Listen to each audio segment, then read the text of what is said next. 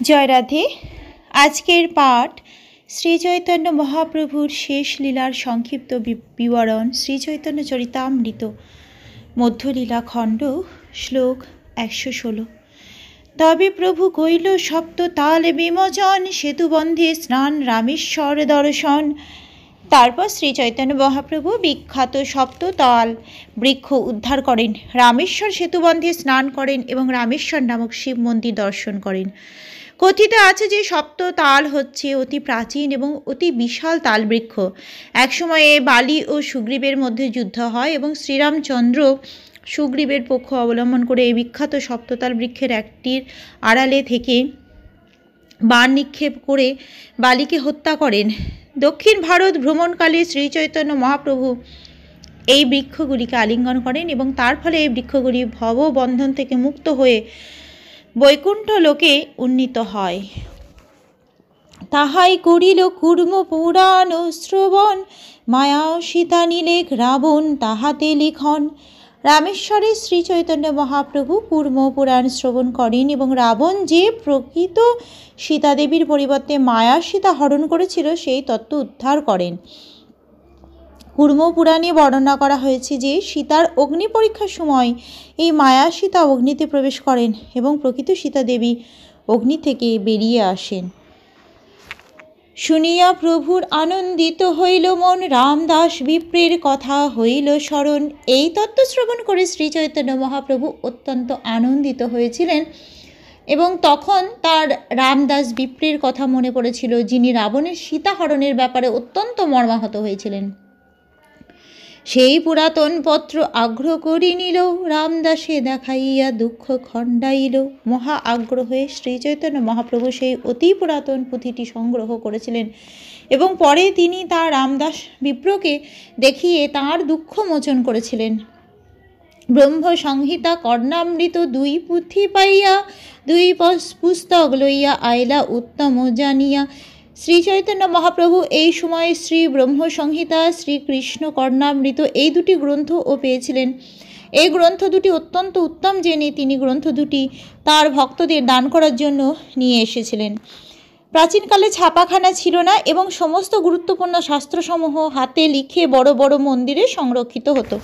শ্রীচৈতন্য মহাপ্রভু পুঁথির আকার হাতে লেখা শ্রী ব্রহ্ম সংহিতা ও শ্রীকৃষ্ণ কর্ণামৃত পেয়েছিলেন এবং সেই গ্রন্থ দুটির অত্যন্ত প্রামাণিকতা জেনে তিনি গ্রন্থ দুটি তাঁর ভক্তদের দেওয়ার জন্য সঙ্গে করে নিয়ে এসেছিলেন। তা অবশ্য তিনি মন্দির অধ্যক্ষের অনুমতি নিয়ে সংগ্রহ করেছিলেন।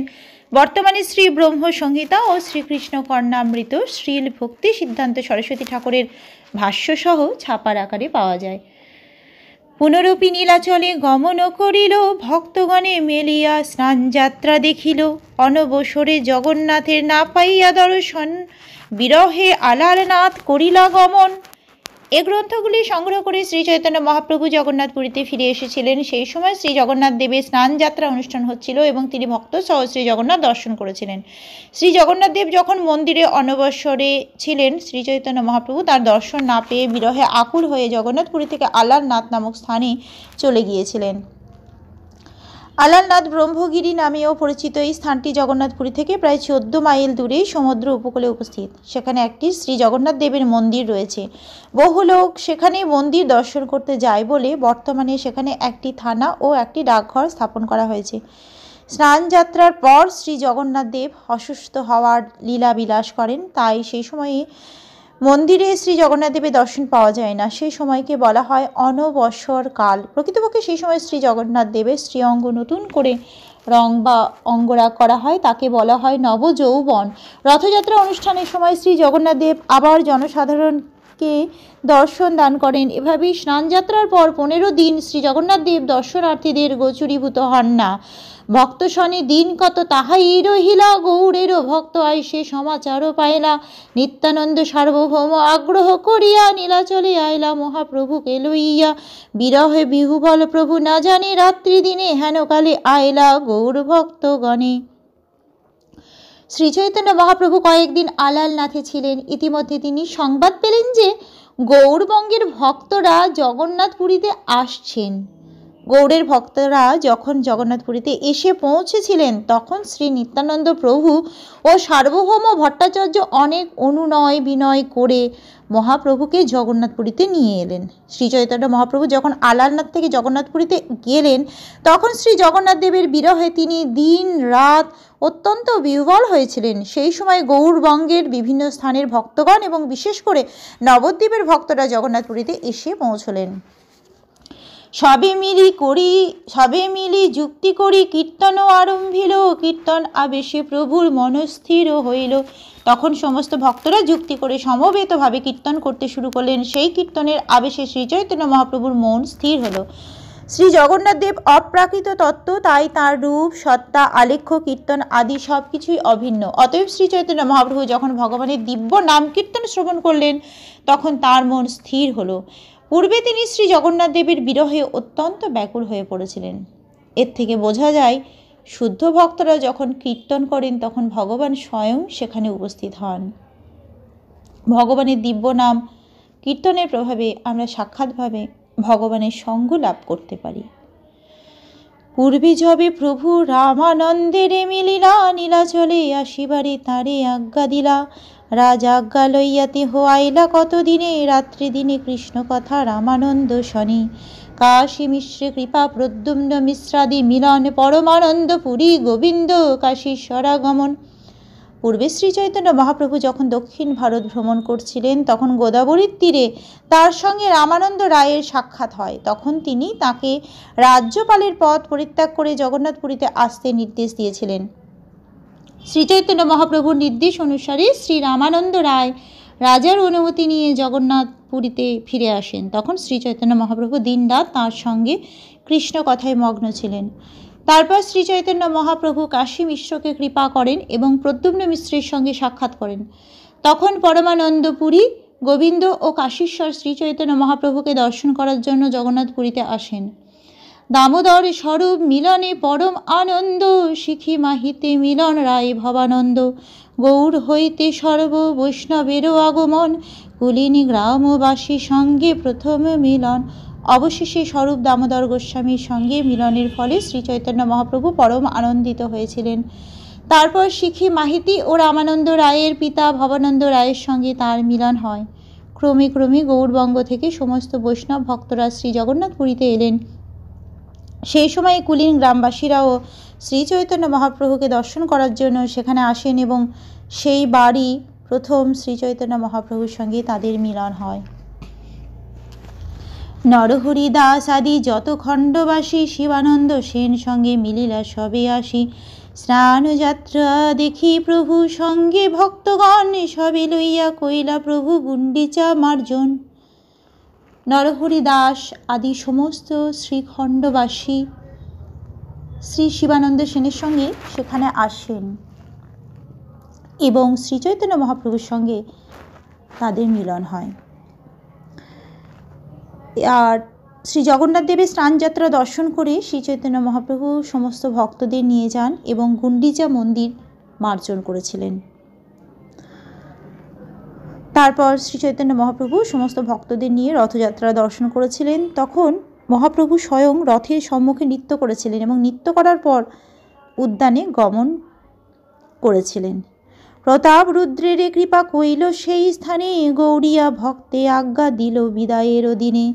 প্রত্যব্দ আসিবে রথ যাত্রা দর্শনে, এই ছলে চাহে ভক্তগণেরও মিলনে।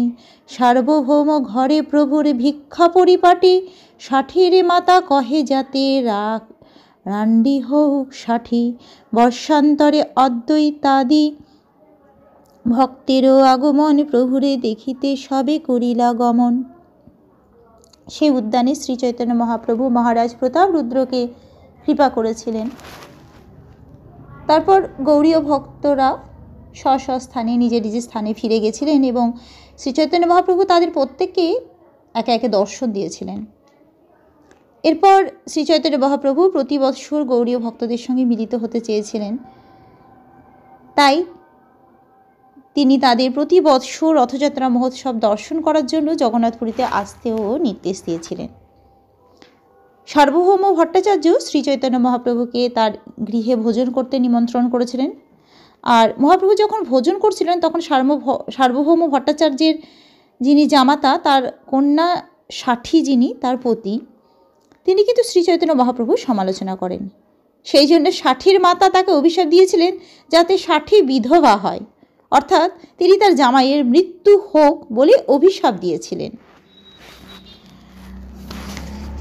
1 বছর পর অদ্বৈত আচার্য প্রমুখ গৌড়ের সমস্ত ভক্তরা আবার মহাপ্রভুকে দর্শন করতে আসেন, আর এই সময় জগন্নাথপুরীতে যথার্থই সমস্ত ভক্ত সমাগম হয়েছিল।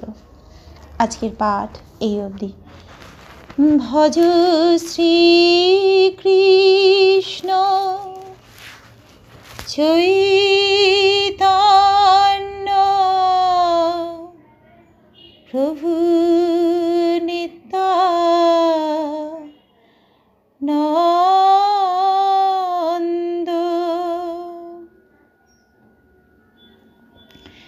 শ্রী অদ্বৈত গদাধর শ্রীবাসাদি গৌর ভক্ত বৃন্দ।